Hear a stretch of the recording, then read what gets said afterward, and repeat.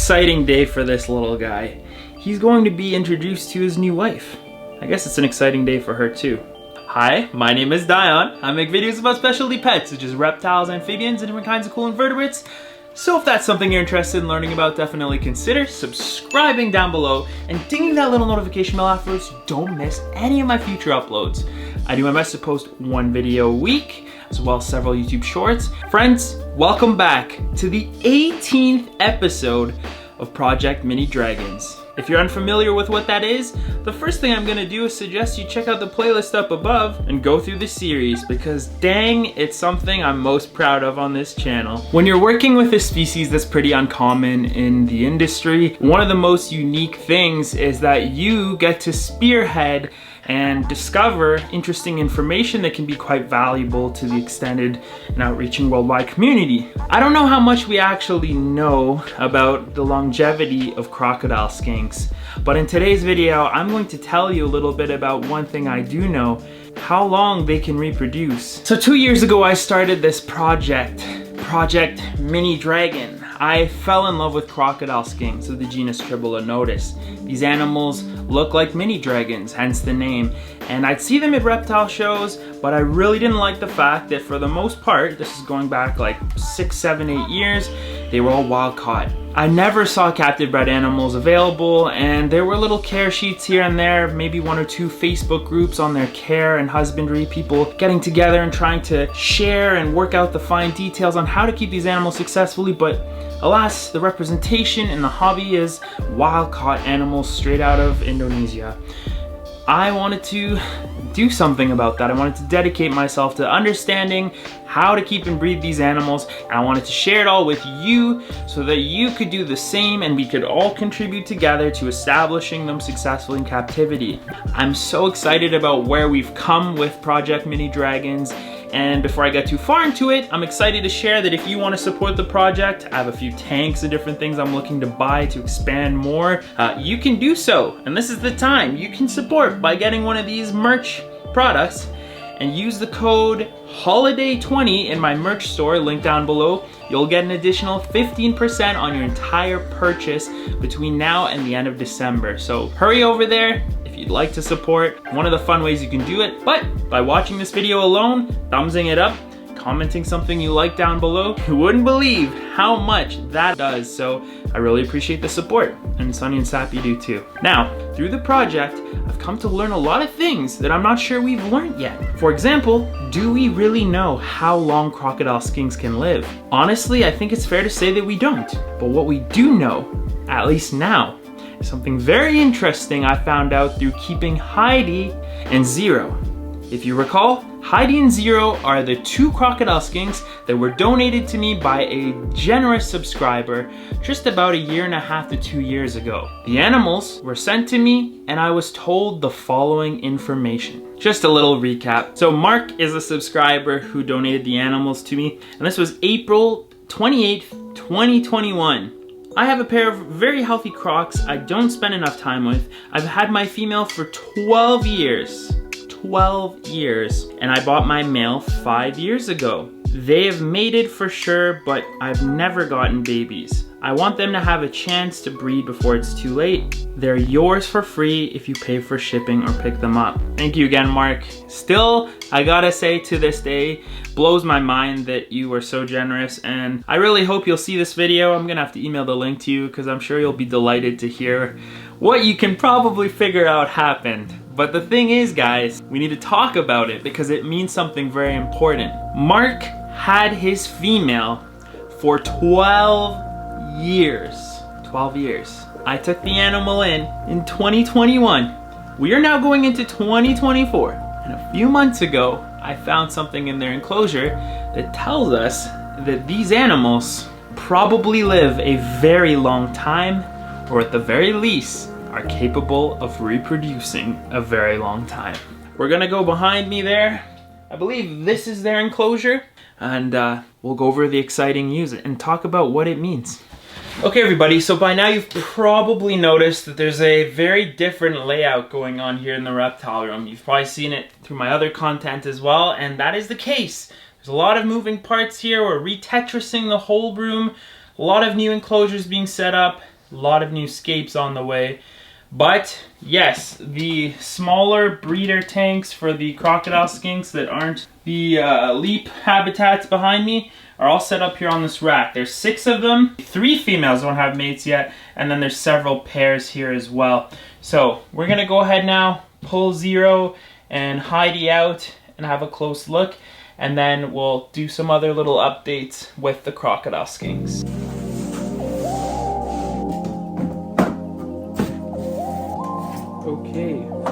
Okay friends, so this is Zero and Torch's terrarium. They've lived in here since I got them. This is just a warm feeding dish. As you've probably guessed, the news that I wanted to share with you all in today's video is that they are reproducing. So if you think about it, Mark had Peach for about 12 years.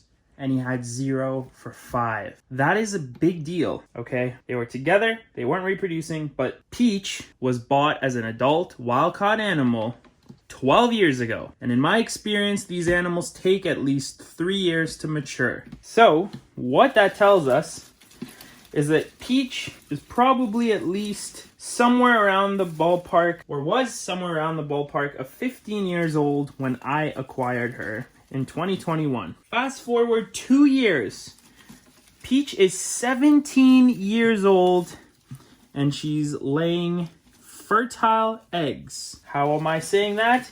Well, you're about to find out, because I found an egg in here a few weeks or months ago, I should say, that was half developed. Because again, I don't disturb these animals often. Try to give them their peace. But today, for the sake of showing you guys, we're going to come in here and check on the family. So it took them 2 years to get going in my care, but it's important to note that they are now reproducing, my friends. These crocodile skinks are doing well. Okay.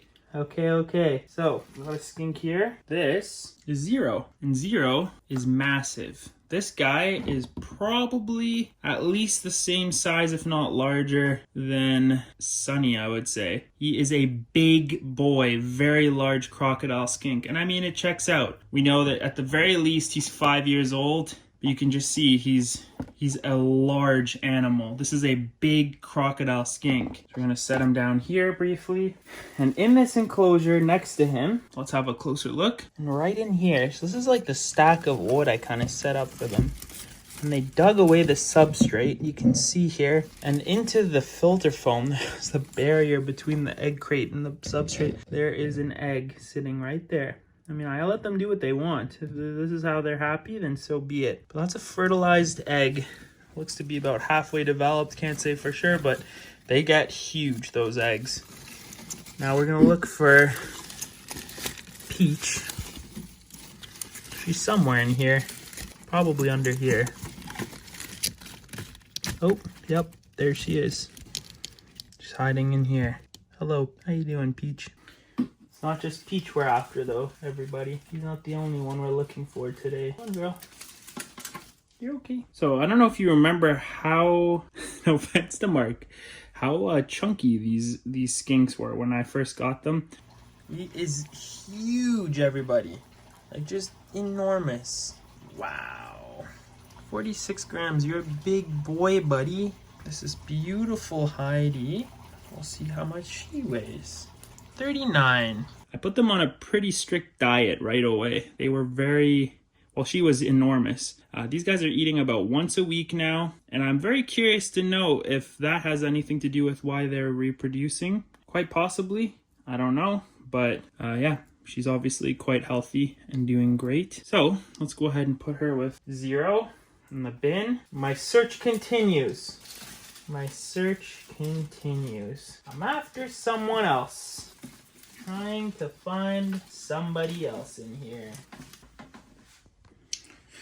Well, everybody, this is heartbreaking. I am not going to lie to you and say that I wasn't interested in telling the truth or showing everything, but I always try to. And well, the thing that I was excited to show you all, unfortunately, is not an exciting thing. we have a death. Unfortunately, the offspring that Zero and Torch produced that I was excited to show you all has passed away. If you don't want to see, please don't look. Skip ahead to this point, but I found them like this, and their head unfortunately was kind of pinned in a weird spot under some cork. I don't know what happened. I don't know if maybe one of them accidentally went for him, because I have a hard time imagining that this happened from the wood.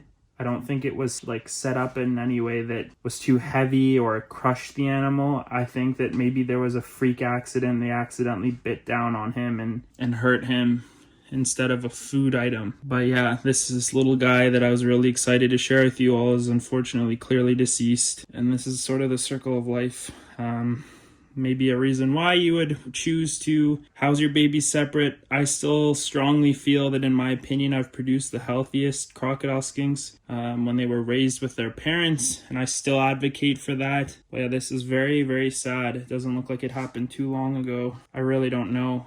That does kind of look like maybe they were chewed. I don't think that that's just some weird crushing, like a piece of wood didn't do this. And the damage is just around the head.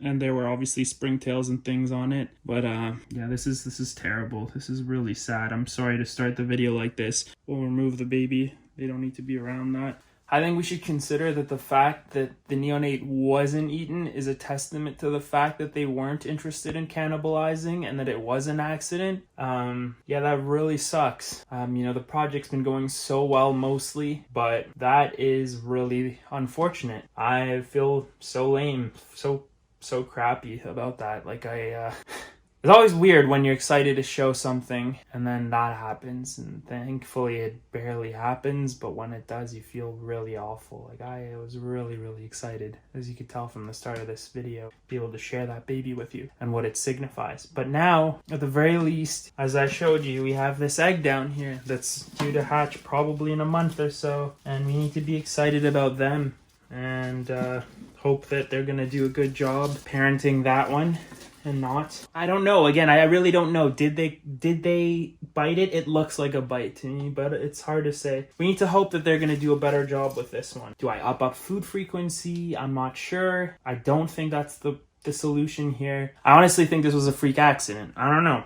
I don't know what to say, but I'm very sorry. I hope I did not disturb any of you by showing you that.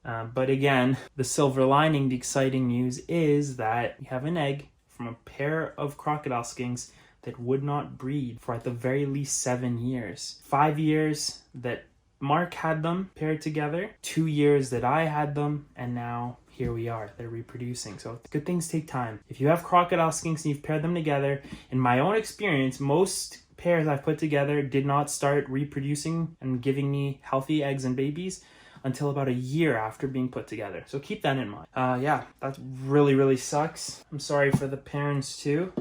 I'm sure animals like this that are as caring as they are with their family members, I don't know if they feel some level of, something.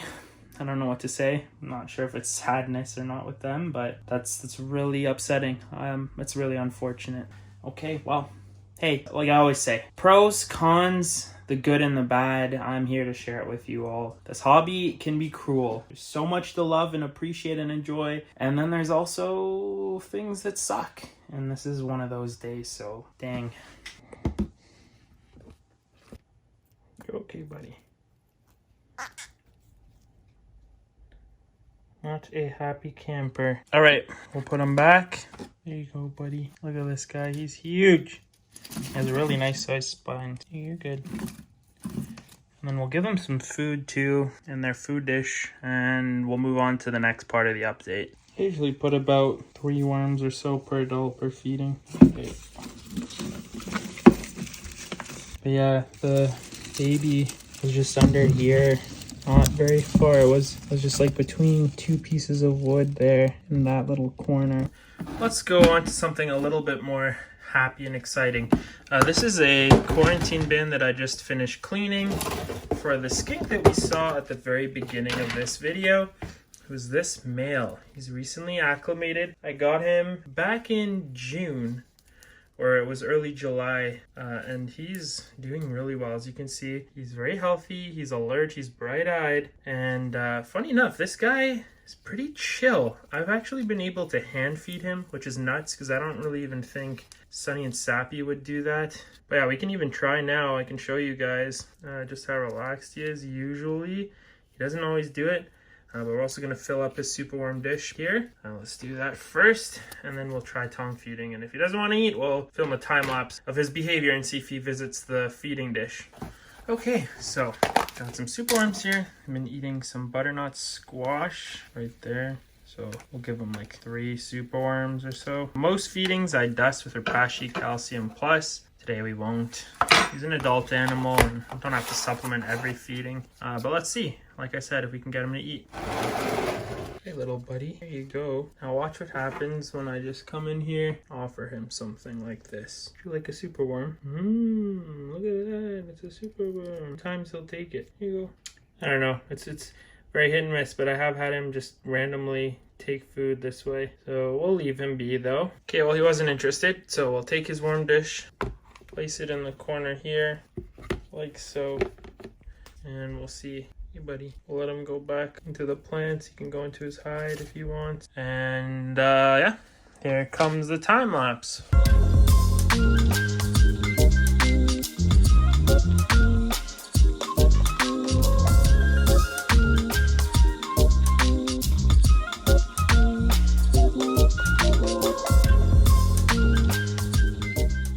For today's question of the day, I'd like to ask you all, what is one very special moment you observed with your pets, or a fact you came to learn through spending time with the animal, maybe paying close attention to something, a behavior, breeding related or not, feeding, maybe about their development, anything that really resonated with you that you feel is worth sharing. Let me know in the comment section down below what the animal was, what the special moment or fact was, and as always, I'll give your comment a heart and we can engage in a little bit of a conversation.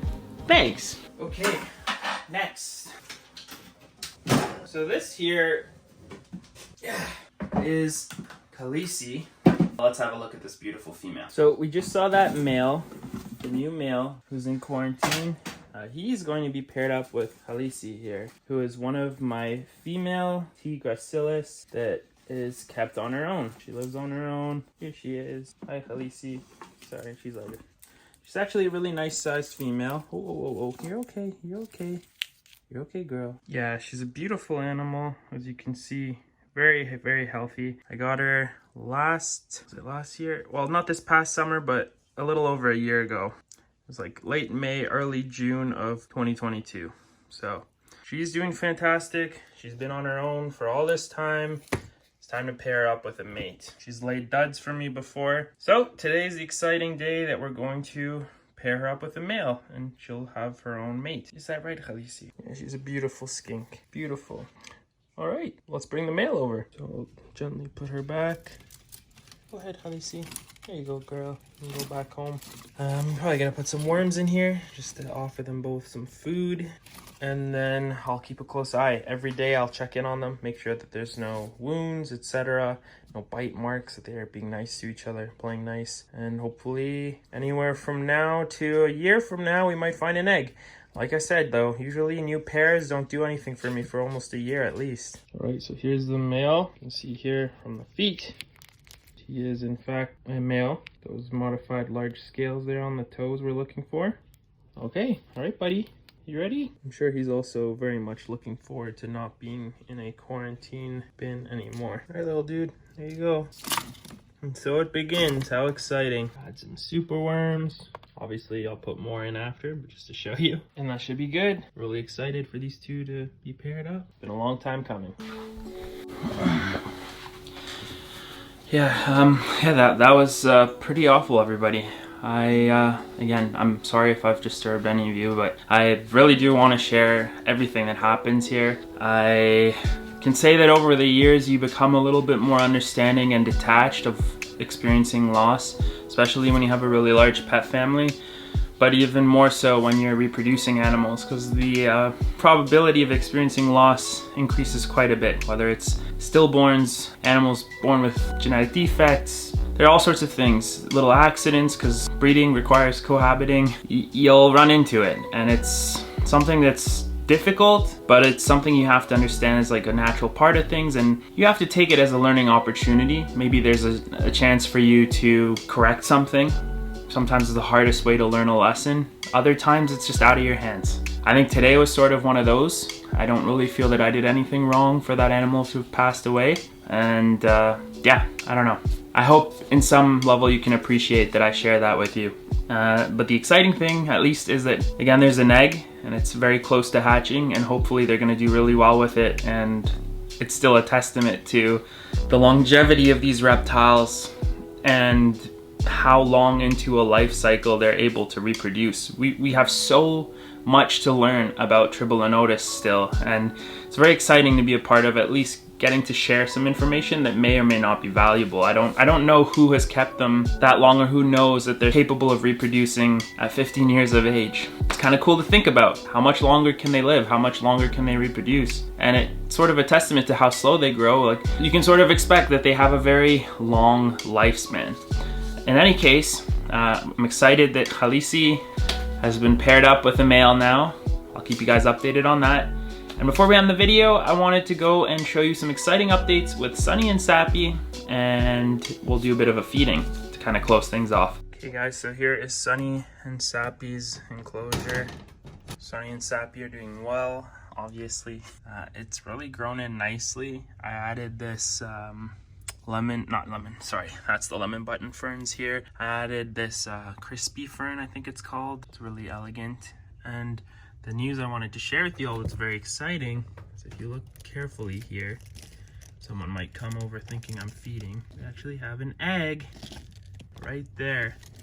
So they are reproducing again. I'm gonna carefully cover it again. But Sunny and Sappy are breeding. If you don't know, I've actually been, rehoming, selling skinks off and on here and there to fund the project and, find them loving homes for other people to have captive animals. And so they actually don't have any babies left.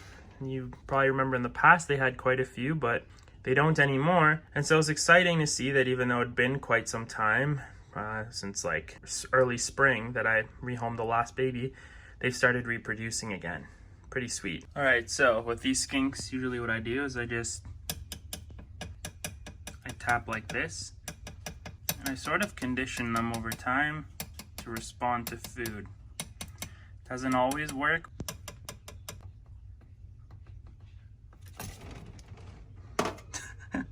Sunny, holy crap, he came out of nowhere. Come on. There you go. That's Sunny. I'm not really sure where Sappy is right now. Oh, there she is. Hey, how you doing? Oh, wow. Okay. I was thinking to myself, what the heck? Where is Sappy? She always comes running over. And you can hear all the crunching in the back. So cute. Hey, Sappy. So Sappy's gotten pretty tame over the years. Like, she'll just climb right up onto my hand for food now. Oh, that's my thumb. Come on up.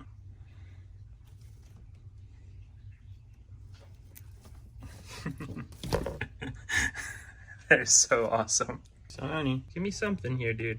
You're good. Promise you're safe. Yep. Okay. There you go.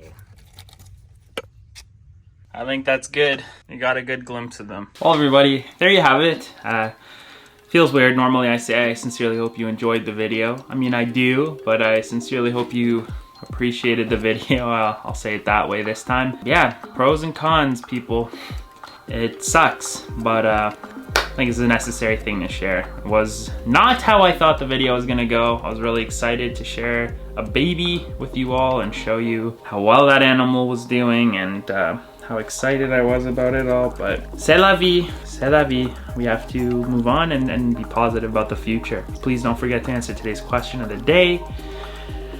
And yeah, sorry if I seem kind of out of it, but obviously I'm, kind of down, really bummed out, but these things happen. So let me know if you want me to do a Project Mini Dragons episode where we go enclosure by enclosure and give you an update on every single pair. We're looking at a very lengthy video if we do that, but if that's something you want to see, tank by tank, how each pair is doing, what they're up to, how many babies they have and more, let me know. I could certainly consider doing that. For now, it's kind of like episode by episode, topic by topic, but I can change up the style. If you guys want to see more videos from the Project Mini Dragon series, check out the link up above here.